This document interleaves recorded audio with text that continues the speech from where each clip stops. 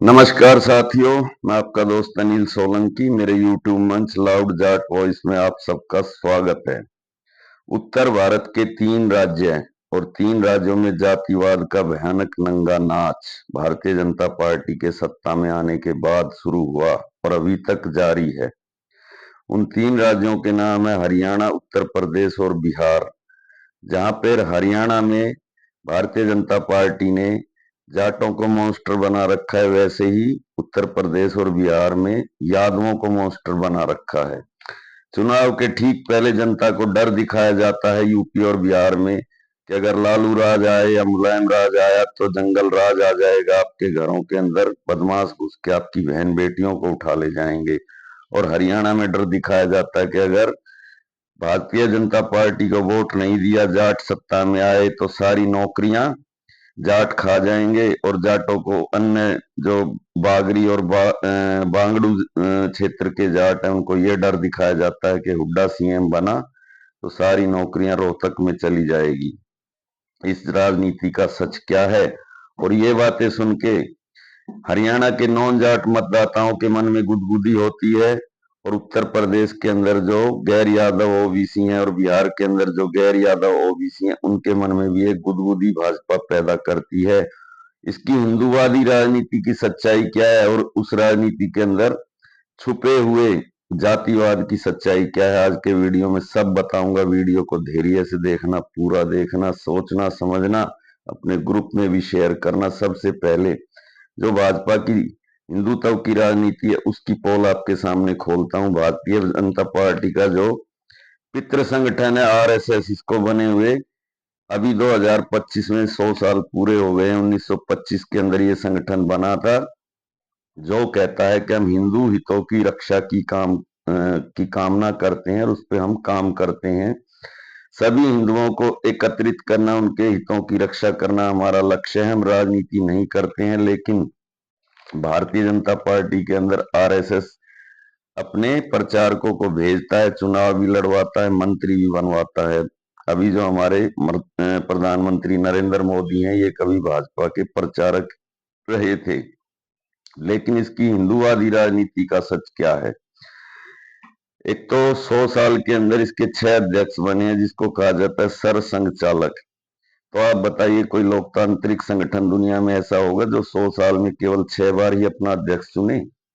कितने की एवरेज पड़ी? तकरीबन 17-18 साल में ये एक अध्यक्ष अपना बदलते हैं। और उसकी भी सच्चाई क्या है? जो 6 अध्यक्ष बने उसमें से 5 ब्राह्मण और एक राजपूत, यानी 6 के 6 सवर्ण जाति के। और जो 5 ब्राह्मण बने हैं उसमें से 4 ब्राह्मण एक ही जिले के, नागपुर जिले के, जिनको चितपावन ब्राह्मण कहा जाता है, और एक ब्राह्मण केसी सुदर्शन तमिलनाडु का। और जो एक राजपूत बने वो उत्तर प्रदेश के मेरठ के रहने वाले राजिंदर सिंह रज्जू भैया। तो ये संगठन न केवल जातिवादी है बल्कि क्षेत्रवादी भी है। नागपुर में क्योंकि इसका मुख्यालय है तो ज्यादातर अध्यक्ष इसके नागपुर के बने हैं। केशव बलिराम हेडगेवार चितपावन ब्राह्मण थे, 1925 से 1940 तक अध्यक्ष रहे, 15 साल। सदाशिव गोलवरकर 23 साल अध्यक्ष रहे, 1940 से 1963 तक। बाला साहब देवरस 30 साल तक अध्यक्ष रहे, 1963 से 1993 तक। राजेंद्र सिंह रज्जू भैया 1993 से 2000, केवल 7 साल। यानी जातिवाद में भी जातिवाद। वो राजपूत थे तो उनको 7 साल का ही कार्यकाल मिला। केसी सुदर्शन 2000 से 2009 9 साल। और मोहन भागवत 2009 से अब तक 18 साल से चल रहे हैं, आगे भी चलेंगे। तो मैं भाजपा हिंदूवादी संगठन और उसके पितृ संगठन आरएसएस से पूछता हूं, क्या दलित पिछड़े हिंदू नहीं है? क्या महिला हिंदू नहीं है? क्या आज तक आपने सोचा कि आरएसएस का प्रमुख किसी दलित को बना दिया जाए? क्यों ना इसको एक ब्राह्मणवादी संगठन माना जाए? इसका हिंदूवाद का दावा यहीं पे खोखला साबित हो जाता है कि 100 साल में इसने एक भी पिछड़े और दलित को अपना अध्यक्ष नहीं बनाया। इनका हिंदुत्व एक ढोंग है। इसके अलावा मैं आपको हरियाणा के पड़ोसी 2 राज्यों की सच्चाई बताता हूँ। एक का नाम है हिमाचल प्रदेश और एक का नाम है उत्तराखंड। हिमाचल प्रदेश में 1952 से चुनावी राजनीति शुरू हुई थी। 1952 से 2025 तक 73 साल में यहाँ पे 6 मुख्यमंत्री राजपूत हुए हैं और 1 मुख्यमंत्री ब्राह्मण हुआ है, जबकि यहाँ की कुल जनसंख्या का SC, ST और OBC 50% है। लेकिन दोनों पार्टियां अदल बदल के सत्ता में आती रही। कांग्रेस यहाँ ज्यादा टाइम सत्ता में रही, भाजपा कम टाइम सत्ता में रही। दोनों की पोल खोलता हूं। कांग्रेस के जो बड़े नेता है राहुल गांधी, वो संसद में खड़ा होके आंकड़े गिनवाते हैं कि हमारे देश की ब्यूरोक्रेसी में OBC का रिप्रेजेंटेशन इतना कम है। जो बजट बनाते हैं वो सारे ऊंची जाति के लोग हैं और वो कहते हैं कि मैं आरक्षण की सीमा को भी तोड़ूंगा, 50% से आगे बढ़ाऊंगा। वो ये गिनवाते हैं कि यूनिवर्सिटियों में कितने प्रोफेसर ऊंची जाति के हैं और कितने प्रोफेसर OBC जाति के हैं। लेकिन उन्हीं की पार्टी की पोल खोलता है ये आंकड़ा। उन्होंने 47.5 साल तक हिमाचल प्रदेश में उनकी सरकार रही है, उसमें से 4 मुख्यमंत्री उन्होंने अब तक बनाए, चारों राजपूत जाति के बनाए, जबकि वहां OBC की जनसंख्या हिमाचल प्रदेश में 25% है और SC 20% और ST 5% है। लेकिन आप यह आंकड़ा देखिए, डॉक्टर यशवंत सिंह परमार 4 बार CM रहे 18 साल तक, वीरभद्र सिंह 6 बार मुख्यमंत्री रहे 22 साल तक, ठाकुर रामलाल 2 बार मुख्यमंत्री रहे 5.5 साल तक और सुखविंदर सिंह सुक्खू अभी मुख्यमंत्री हैं, 2 साल इनको भी हो गए हैं। तो जो पार्टी OBC के हक की बात करती है उसने आज तक हिमाचल प्रदेश में एक भी OBC नहीं बनाया और वहां कोई 35-1 की राजनीति की बात भी नहीं करता। जबकि हरियाणा में अगर आप देखें, हरियाणा की राजनीति में आप देखें, जैसी तस्वीर पेश की जाती है कि हरियाणा की राजनीति में तो जाटों का ही दबदबा रहा है, जब से हरियाणा बना है जाटों ने हरियाणा को कैप्चर कर लिया है। उसकी राजनीति का सच आपको बताता हूँ। हरियाणा को बने 60 साल के करीब हो गए। इस 60 साल में से आधे टाइम ही जाट मुख्यमंत्री रहे हैं। चौधरी देवीलाल के परिवार की अगर बात की जाए तो चौधरी देवीलाल 2 कार्यकाल उनके मिला के 4 साल ही मुख्यमंत्री रहे और उनके बेटे ओम प्रकाश चौटाला के 5 कार्यकाल मिला दे तो भी वो 6 साल ही मुख्यमंत्री रहे।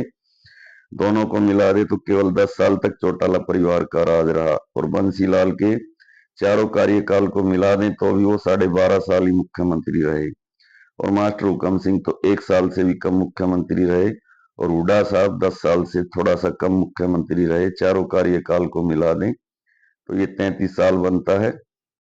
60 साल के हरियाणा में 33 साल जाट CM रहा है और इसके अलावा बाकी टाइम पे नॉन जाट CM रहा है। लेकिन ऐसा दिखाया जाता है कि हरियाणा की राजनीति जाटों ने कैप्चर कर ली है, OBC का हक खा गए हैं। अगर आप RTI लगाएं तो आपको सारा सच पता चल जाएगा। जितनी नौकरियां हुड्डा चौटाला के कार्यकाल में जाटों को मिलती थी, उससे ज्यादा नौकरियां खट्टर और सैनी के टाइम में जाटों को मिली। आप HS Haryana staff selection board का रिजल्ट की RTI लगा के ये बात पता कर सकते हैं। वहां पे ऐसा प्रचारित और प्रसारित किया जाता है हरियाणा के अंदर कि जैसे हुड्डा और चौटाला के टाइम पे 100% नौकरियां जाटों को मिलती थी, लेकिन सच ये 50% तो आरक्षण होता है। बचे हुए 50% में से मुश्किल से 20% नौकरियां जाटों को मिलती थी, उन्हीं को बढ़ा चढ़ा के बताया जाता है। जितनी जाटों की जनसंख्या है उस अनुपात में तो जाटों को नौकरियां मिलेंगी ही। अब मैं आपको जो हिमाचल प्रदेश के अंदर भारतीय जनता पार्टी जो हिंदुत्व की बात करती है और हिंदुत्व में भी पिछड़ी जात की बात करती है, प्रधानमंत्री मोदी संसद में खड़े होकर ये गिनवाते हैं कि मैंने इतने पिछड़े मुख्यमंत्री बनाए, मैंने एक आदिवासी को देश की राष्ट्रपति बनाया। वो हिमाचल प्रदेश में 20 साल तक सत्ता में रही है। प्रेम कुमार धूमल 2 बार CM रहे राजपूत जाति के 10 साल तक। जयराम ठाकुर 1 बार CM रहे 5 साल, यानी 20 साल में से 15 साल राजपूत और शांता कुमार 5 साल एक ब्राह्मण वहां पे मुख्यमंत्री रहे। दूसरा राज्य उत्तराखंड है। उत्तराखंड के अंदर 1 करोड़ आबादी है। यहाँ भी राजपूत 30% है, ब्राह्मण 20% है, SC 18% है, ST 3% है, OBC 25% है और 5% मुसलमान है। यहाँ पे बीजेपी का ज्यादातर शासन रहा है। इस राज्य को बने हुए अभी केवल 25 साल हुए हैं और इस भाजपा के शासन में नित्यानंद स्वामी, भगत सिंह कोश्यारी, रमेश पोखरियाल निशंक 3 मुख्यमंत्री ब्राह्मण बने हैं और भुवन चंद खंडूरी, त्रिवेंद्रम रावत, तीरथ रावत और पुष्कर सिंह धामी 4 राजपूत बने हैं। कांग्रेस ने अभी तक यहाँ पे 3 मुख्यमंत्री दिए हैं, नारायण दत्त तिवारी, विजय बहुगुणा ब्राह्मण और हरीश रावत ठाकुर।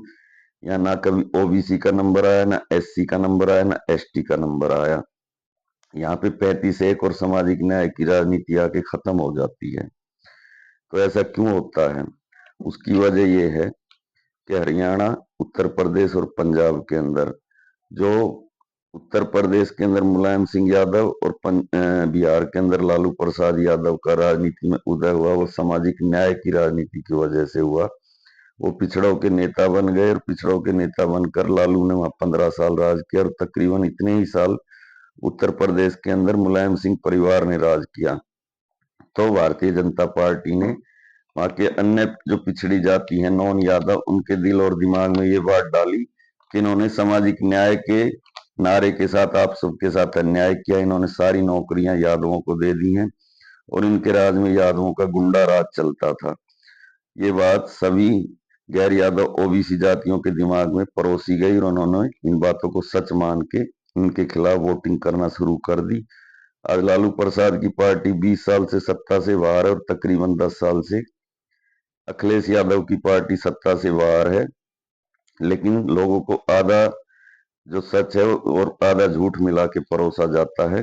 बिहार में जो जंगल राज का नारा दिया जाता है, आज नीतीश कुमार के टाइम का अगर आप डाटा निकालेंगे तो लालू यादव के राज से ज्यादा गुंडागर्दी है। अभी तनिष्क के शोरूम में लूट हुई है, एक अस्पताल की संचालिका की गोली मार के हत्या हुई है पटना में और एक बच्चे का अपहरण हुआ है। लेकिन ये खबरें आज 10वें पेज पे छपती हैं। लालू यादव के टाइम में ये खबरें पहले पेज पे छपती थी। ऐसे ही उत्तर प्रदेश के अंदर जब से अखिलेश की सरकार गई है, ऐसा लगता है कि रामराज आ गया है। लेकिन अगर आप रोजाना अखबार में ढूंढेंगे तो रोज वहां रेप होता है, रोज हत्या डकैती होती है, सांप्रदायिक दंगे होते हैं, लेकिन मीडिया उनको छुपा देता है। और अखिलेश के राज में ऐसा दिखाया जाता था कि बिल्कुल जैसे जंगल राज हो। और अगर कुछ याद अगर भर्ती होती है, थोड़ा बहुत पक्ष जो पार्टी होती है अपनी जाति का लेती है, लेकिन ऐसा दिखाया जाता है कि 100 की 100% नौकरियां यादव ही खा जाते थे। लेकिन हकीकत में ऐसा नहीं होता है, कोई भी पार्टी ऐसा नहीं कर सकती है। और जातिवाद हर जगह होता है। अभी जो योगी आदित्यनाथ मुख्यमंत्री हैं उत्तर प्रदेश के, वो भी खुलेआम कह चुके हैं कि मैं क्षत्रिय जाति में पैदा हुआ हूं, मेरे को इस पे गर्व है। ये बात एक बार भूपेंद्र सिंह हुड्डा ने बोली थी कि मैं मुख्यमंत्री होने से पहले एक जाट हूं, तो उसको लेके बहुत बड़ा बवाल किया गया था। अब मैं अपनी बात ये कह के खत्म करता हूं भाइयों कि हरियाणा के अंदर जब भारतीय जनता पार्टी ये कहती है कि हमने हरियाणा को जाटों से मुक्त बना दिया, जाटों की चौधर से मुक्त बना दिया, तो सभी जातियों के मन में ये बात सुन के गुदगुदी पैदा होती है। और सबसे ज्यादा गुदगुदी पैदा होती है यादव समाज के अंदर, क्योंकि दक्षिण हरियाणा में आप जाओ तो उनको सबसे ज्यादा दिक्कत जाटों की चौधर से है। लेकिन जब यही बात उत्तर प्रदेश और बिहार में भारतीय जनता पार्टी कहती है, जब उनके नेताओं को कहती है मुलायम और टूटी चोर अखिलेश और लालू को चारा चोर और तेजस्वी यादव को आठवीं फैल, तो बाकी गैर यादव ओबीसी के मन में भी वैसी गुदगुदी होती है जैसी यहाँ पे गैर जाटों के मन में भाजपा गुदगुदी करती है। तो ये सब इनके हिंदुत्व की राजनीति के अंदर छुपा हुआ जातिवाद का काला सच है, जिसको लोगों को समझना चाहिए। अगर ये इतने ही सामाजिक न्याय के पक्षधर हैं, इनको हरियाणा में जो ये दावा करते हैं कि हमने वहां ओबीसी सैनी को मुख्यमंत्री बना के न्याय कर दिया और जाटों को साइडलाइन कर दिया, अगर ये इतने ही सामाजिक न्याय के पक्षधर हैं जो कहते हैं कि हमने उत्तर प्रदेश और हरियाणा से यादवों की राजनीति को खत्म कर दिया, तो इनको ये बताना चाहिए कि दो पहाड़ी राज्य हिमाचल प्रदेश और उत्तराखंड के अंदर इनकी सरकारें ही रही हैं दोनों पार्टियों की, और वहां पे ओबीसी एससी एसटी की 50% आबादी है। वहां आज तक क्यों कोई ओबीसी और एससी एसटी का आदमी मुख्यमंत्री नहीं बन पाया? और जो पितृ संगठन है आरएसएस भाजपा का, उसका अध्यक्ष कोई ओबीसी एससी एसटी का आदमी क्यों नहीं बन पाया? ये इनको आके दुनिया को, देश को ये बात बतानी चाहिए। मैं आपका भाई अनिल सोलंकी आज का वीडियो समाप्त करने की इजाजत चाहता हूँ। वीडियो कैसा लगा कमेंट करके बताएं। वीडियो को ज्यादा से ज्यादा लाइक करें, शेयर करें अपने ग्रुप में। और जो भाई अभी अभी मेरे चैनल से जुड़े हैं वो चैनल को सब्सक्राइब करें। धन्यवाद भाई, आपका दिन